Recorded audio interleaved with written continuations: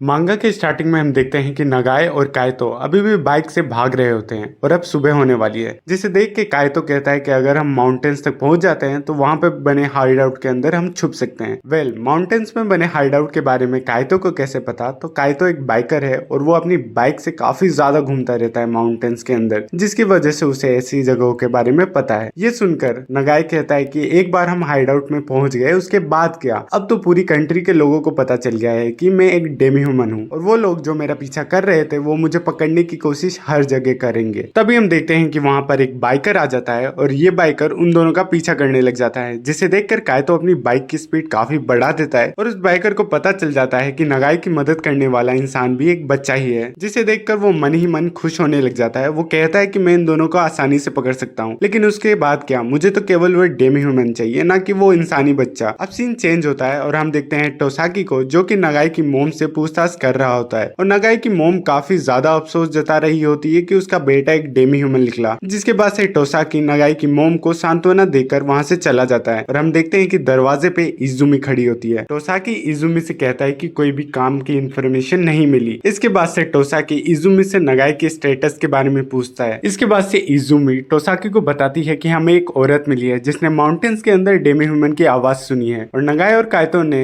Kanagawa के पास वाले check point को पार कर लिया है, जिसके बाद से टोसाकी गेस कर लेता है कि नगाई की मदद करने वाला कोई एमेच्योर है, क्योंकि प्रोफेशनल ऐसी गलती नहीं करेंगे जिससे कि कोई विटनेस बच जाए। टोसाकी सोच रहा होता है कि क्या वो ये सब पैसों के लिए कर रहा है, पर हम व्यूवर्स को पता है कि पैसों की तो कोई बात ही नहीं है, बात है भाईचारे की। क्योंकि कायतो नगाई का बचपन का दोस्त है, इसलिए वो नगाई की मदद कर रहा है। इजुमी भी यही बात टोसाकी से कहती है कि क्या मनी ही रियल मोटिव है। तभी हम देखते हैं कि इजुमी को वहां पे कुछ सेंस होता है और अब हमें दिखाया जाता है इस मांगा का बेडएस विलन सातो, जिसे देखकर इजुमी उसका पीछा करने के लिए आगे बढ़ने ही वाली होती है कि टोसाकी उसे रोक लेता है और टोसाकी अपने फोन से एक इमरजेंसी मैसेज सेंड करता है और वो कहता है कि सातो को नगाई के घर के आसपास देखा गया है और एक स्पेशल स्क्वाड को डिप्लॉय किया जाए और इसके ऊपर तुरंत एक्शन लिया जाए और सिविलियंस को इसके बारे में कुछ भी नहीं पता चलना चाहिए। और अब सीन शिफ्ट होकर हमें नगाई और कायतो को दिखाता है। नगाई और कायतो का पीछा वही बाइकर कर रहा होता है और वो उनकी बाइक को एक लात मारता है, जिसकी वजह से बाइक रोड से हटकर रिवर साइड क्रैश हो जाती है, क्योंकि इस रिवर में काफी ज्यादा पानी नहीं होता, जिसकी वजह से उन लोगों को काफी ज्यादा चोट लगती है। नगाई अपने सर को उठा के कायतो की तरफ देखता है और कायतो काफी ज्यादा बुरी हालत में होता है, जिसकी वजह से नगाई को लगता है कि कायतो समाप्त हो गया है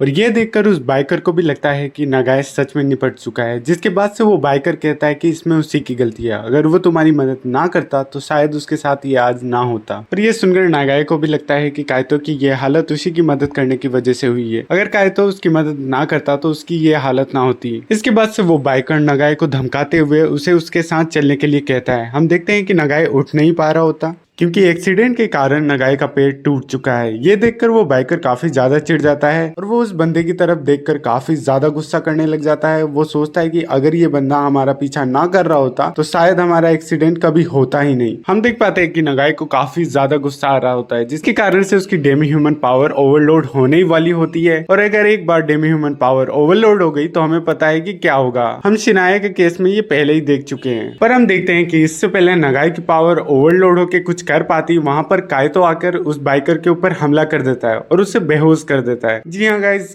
कायतो मरा नहीं था, बस कुछ देर के लिए बेहोश हुआ था। उस बंदे के बेहोश हो जाने के बाद कायतो नगाई से वहां से चलने के लिए कहता है, पर कायतो को ये नहीं पता कि नगाई का पेट टूट चुका है, जिसके बाद से नगाई कायतो को आगे चलने के लिए कहता है और नगाई पास ही पड़ा एक चाकू उठाता है और अगले ही पैनल में हम देखते हैं कि नगाई बिल्कुल ठीक ठाक कायतो के सामने खड़ा होता है। हम देख पाते हैं कि नगाई के गले के पास काफी सारा खून लगा होता है, जिससे हमें पता चलता है कि नगाई ने उस चाकू के साथ क्या किया। नगाई ने अपनी बॉडी को रिसेट करने के लिए और उसे वापस से पहले जैसी कंडीशन में लाने के लिए खुद पे ही हमला करके अपनी डेमी ह्यूमन पावर्स का यूज किया। अब सीन शिफ्ट होता है और हमें एक पार्क का पैनल दिखाया जाता है, जहां पर एक पर्सन एक बेंच पे बैठ के न्यूज़पेपर पढ़ रहा होता है। तभी सातो उसके पास आकर खड़ा हो जाता है। हम देखते हैं कि वो पर्सन सातो से कहता है कि लगता है दूसरी पार्टी काफी ज्यादा डरी हुई है, उन्हें डर है कि शिनाया या फिर मेरे साथ हुआ इंसिडेंट वापस ना हो जाए, इसलिए वो कोई ड्रास्टिक एक्शन लेने से डर रहे हैं। तो अब आप क्या करेंगे मिस्टर सातो? हम देखते हैं कि ये पर्सन और कोई नहीं टनाका होता है। ये सुन के सातो कहता है कि हमें उसे एक रास्ता दिखाना होगा और नगाए को अपने साथ करना हमारा पहला स्टेप होगा। टनाका एक डेमी ह्यूमन है जिसे पकड़कर उस पर काफी क्रूअल रिसर्च की जा रही थी, जिसे सातो ने ही उस रिसर्च फैसिलिटी से छुड़ाया था। अब आप लोग सोच रहे होंगे कि इस हिसाब से सातो तो काफी अच्छा इंसान हुआ। वेल, मैं तुम्हें बता दूं, सातो किसी का नहीं है। एंड जैसे जैसे अपन मांगा में आगे बढ़ेंगे अपन को सातो की ट्विस्टेड मेंटालिटी के बारे में पता चलेगा। हमें मांगा पैनल से बताया जाता है कि सातो टनाका से कह रहा होता है कि क्या तुम्हें लगता है कि डेमी ह्यूमंस केवल इमोर्टल बीइंग्स होते हैं? तो जब तुम्हें तुम्हारे डेमी ह्यूमन होने की ब्लेसिंग मिली थी तब तुम्हें ध्यान से सुनना चाहिए था और गहराई से देखना चाहिए था टनाका। वेल, कोई बात नहीं, मैं तुम्हें सिखा सकता हूँ, आखिर इसीलिए तो मैं तुम्हें बचाने आया हूँ। मांगा पैनल से हमें पता लगता है कि टनाका को जिस रिसर्च फैसिलिटी में रखा गया था वहाँ के सभी लोगों को सातो ने अकेले खत्म कर दिया था। और अब नगाए कायतो से कहता है कि तुम्हारे दादाजी क्योशो में रहते हैं। कायतो नगाए को बताता है कि वो एक छोटा सा विलेज है और वहाँ के लोगों को नहीं पड़ी कि कौन डेमी ह्यूमन है कि नहीं, जिसके बाद से नगाए कायतो को थैंक्स बोलता है क्योंकि उसकी मदद के बिना वो यहाँ तक कभी नहीं पहुंच पाता। कायतो नगाई से कहता है कि आज हम यहीं छुपे रहेंगे और मैं बाहर जाकर जरूरी सामान लेकर आऊंगा। अब हमें हॉस्पिटल का एक पैनल दिखाया जाता है जहाँ पे इजुमी एक पर्सन से पूछताछ कर रही होती है और ये पर्सन और कोई नहीं नगाए की बहन एरिको होती है। हम देख पाते हैं कि इरिको इजुमी के सामने एक्टिंग कर रही होती है कि उसे काफी ज्यादा अजीब लग रहा है कि उसकी फैमिली का एक मेंबर डेमी ह्यूमन निकला। तो इजुमी इरिको को बताती है कि मुझे एक ऐसी फैमिली के बारे में पता है जिसका एक मेंबर डेमी ह्यूमन था और मैं बता नहीं सकती कि उसकी फैमिली के हर एक मेंबर्स को इंक्लूडिंग दैट डेमी ह्यूमन कितना ज्यादा दुख हुआ था जब उन्हें ये पता चला था। इसलिए मैं डेमी ह्यूमंस के ऊपर प्रकाश डालना चाहती हूँ और मैं उनसे रिलेटेड इन्फॉर्मेशन के बारे में जानना चाहती हूँ, जैसे कि वो कैसे पैदा होते हैं, क्या वो सच में इमोर्टल होते हैं और सबसे ज्यादा जरूरी क्या डेमी ह्यूमंस होते हैं। बेसिकली यहाँ पे इजुमी के कहने का मतलब था कि डेमी ह्यूमंस में इंसानियत होती भी है कि नहीं। इजुमी इरिको से कहती है कि क्या तुम्हें कोई ऐसी इन्फॉर्मेशन के बारे में पता है, जिसके बाद से इरिको कहती है बचपन में जब हमारा फैमिली डॉग मर गया था तब से नगाए को घोस्ट दिखाई देने लग गए थे और अजीब बात यह है कि नगाए के वो घोस्ट उसी की बॉडी से निकल रहे थे। ये सुनकर इजुमी एकदम शॉक हो जाती है। वो कहती है कि क्या नगाए ने कहा था कि उसे ब्लैक घोस्ट दिखाई देने लग गए हैं। तो इरिको कहती है कि मुझे नहीं पता कि वो ब्लैक थे कि नहीं।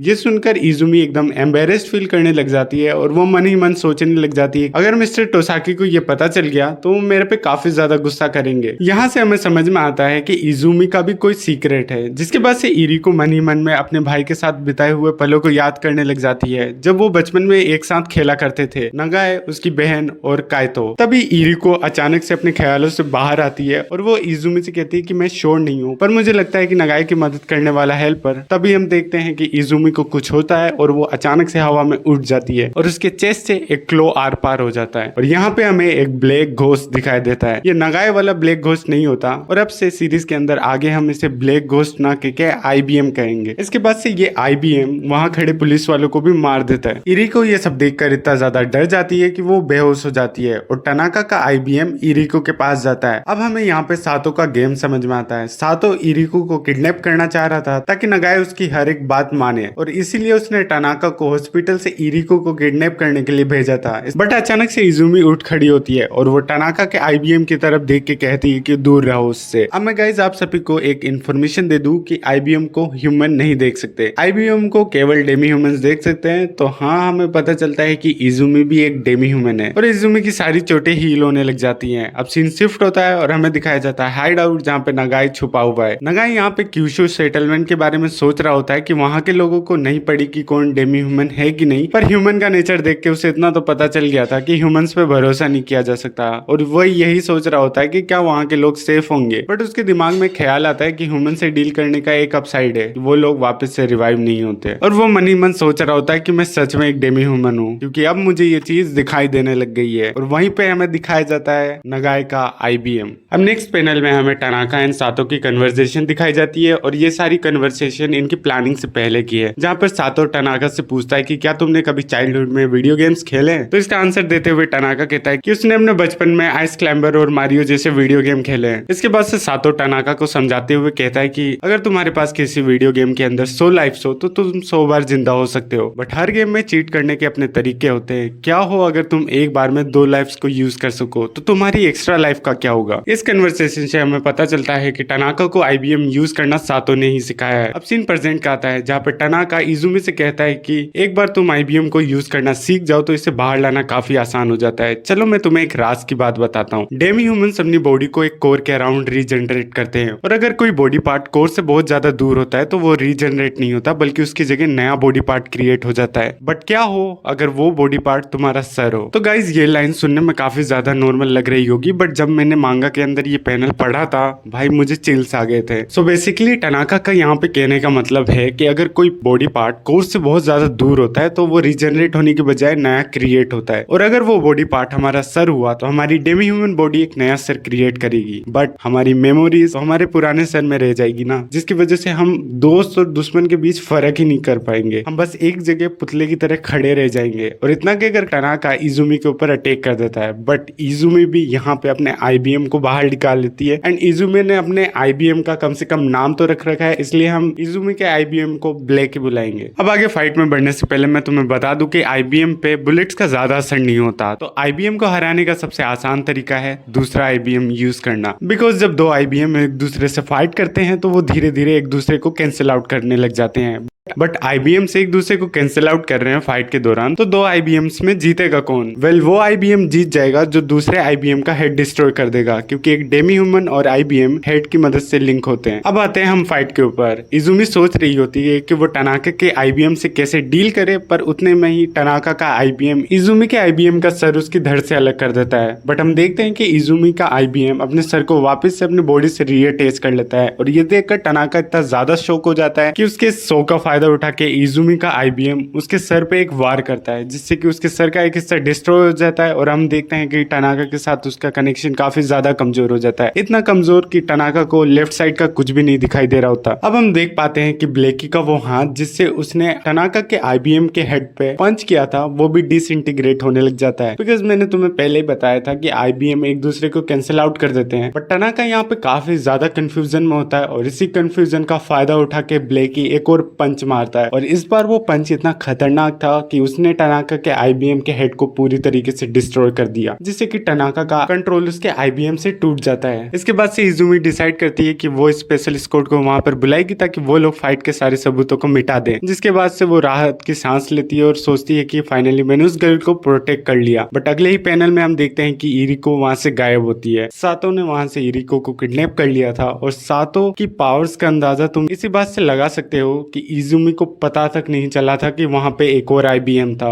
और ये आईबीएम किसी और का नहीं सातो का होता है। अब सीन शिफ्ट होता है और अगले पैनल में हमें दिखाया जाता है टोसाकी, जो कि एक मीटिंग अटेंड कर रहा होता है, जहां पर स्क्रीन पे एक डेमी ह्यूमन इंसिडेंट दिखा रहे होते हैं, जहां पे एक पर्सन का सर कटकर नीचे गिर जाता है। ये काम आईबीएम का था। ये लोग उन डेमी ह्यूमंस को जिसके पास आईबीएम की पावर होती है वेरिएंट के पुकारते हैं। इसके बाद वहां पर मौजूद एक बंदा पूछता है कि डेमी ह्यूमन की वॉइसेस के बारे में क्या, तो वहां मौजूद एक साइंटिस्ट बताता है कि डेमी ह्यूमन की वॉइसेस एक डिफेंसिव मैकेनिज्म की तरह काम करती है। टोसाकी उन सभी को बताता है कि डेमी ह्यूमन की वॉइसेस से बचने के लिए हम ईयर प्लग का यूज कर सकते हैं और डेमी ह्यूमन की वॉइसेस का असर उन लोगों पे कम होता है जो उनके खास होते हैं या फिर वो लोग जिन्हें नहीं पता कि सामने वाला बंदा डेमी ह्यूमन है कि नहीं। जिसके बाद से हम देखते हैं कि टोसाकी के फोन पे इजुमी का मैसेज आता है और इससे टोसाकी समझ जाता है कि कुछ गड़बड़ हुई है। अब सीन शिफ्ट होकर नगाई पर आता है, जो कि प्लान बना रहा होता है कि उसे आगे क्या करना चाहिए, क्योंकि अब वो किसी पे भी ट्रस्ट नहीं कर सकता था। और क्यूसो जाने वाला प्लान वैसे भी प्रैक्टिकल नहीं था, क्योंकि क्यूसो उसकी करंट लोकेशन से 1000 किलोमीटर दूर था और अब वो काइतो को डेंजर में नहीं डालना चाहता था। एक बार को उसके दिमाग में आता है कि वो इस माउंटेन में ही छुप कर रहे, क्योंकि इस माउंटेन पे अब तक लगभग 2936 पीपल गुम हो चुके हैं और उनमें से भी 294 लोग मरे पाए गए थे। उसे बस माउंटेन के थोड़ा और अंदर जाना था और कोई भी उसे ढूंढ नहीं पाता। और रही बात भूख की, तो नगाए को भूख की कोई परवाह नहीं थी, क्योंकि अगर वो भूख से मर भी जाता है तो उसकी डेमी ह्यूमन पावर उसे वापस से जिंदा कर देगी। बट नगाए इस प्लान को भी कैंसिल कर देता है, क्योंकि ये प्लान कम कैच ज्यादा हो जाएगी। नगाए ये सब सोच ही रहा होता है, तभी उसके दिमाग में आता है कि जापान के अंदर अभी तक केवल 3 डेमी ह्यूमंस ढूंढे गए हैं और जापान के अंदर 1 मिलियन लोग हर साल मरते हैं। इसका मतलब होता है कि हर मिनट के अंदर 2 लोगों की मौत। इन कैलकुलेशन से नगाए को पता चल जाता है कि इस हिसाब से जापान के अंदर और भी डेमी ह्यूमन होने चाहिए और क्या पता डेमी ह्यूमन कम्युनिटी हो जो उसे बता सके कि छुपकर कैसे रहा जा सके। इसके बाद से नगाए डिसाइड करता है कि आगे का सफर वो अकेले ही तय करेगा और वो जरूरी चीजें लेके काइतो को थैंक्स बोल के वहां से निकल जाता है। वो डिसाइड करता है कि दिन में वो माउंटेन्स के अंदर ही छुपा रहेगा और रात को अपना सफर जारी रखेगा। हम देखते हैं कि नगाए काइतो का फोन लेकर आ जाता है, क्योंकि अगर वो अपना फोन यूज करेगा तो पुलिस वाले उसे काफी आसानी से ट्रैक कर लेंगे। तभी हम देखते हैं कि इरिको के नंबर से काइतो के फोन पर फोन आता है। नगाए ये देखकर काफी ज्यादा चौंक जाता है और वो फोन को वॉइस मेल के ऊपर डाल देता है, क्योंकि वो अभी पूरी तरीके से श्योर नहीं है कि ये फोन इरिको का है कि नहीं, क्योंकि सामने पुलिस वाले भी हो सकते हैं जो कि उसे ट्रैक कर रहे हो। तभी हम देखते हैं कि सामने से सातो की वॉइस आती है। सामने से सातो जवाब देते हुए कहता है कि क्या तुम्हें ब्लैक गोस्ट दिखाई देने लग गए हैं, और इतना सुनकर ही नगाए कॉल का जवाब देता है, जिसके बाद से सातो कहता है तो तुम ही वो डेमी ह्यूमन हो जिसकी सब बात कर रहे हैं, क्या तुम्हारे पास थोड़ा वक्त होगा। और अब नगाए काइतो की बाइक लेकर उनसे मिलने के लिए जाता है। रास्ते में नगाए सोच रहा होता है कि इस दुनिया में दो तरह के इंसान होते हैं और डेमी ह्यूमन कम्युनिटी में भी ऐसा ही होना चाहिए। पहले वो जो अच्छे होते हैं और दूसरे वो जो बुरे होते हैं, और अगर ये डेमी ह्यूमन बुरे हुए तो उनका इस दुनिया में आखिरी दिन होगा।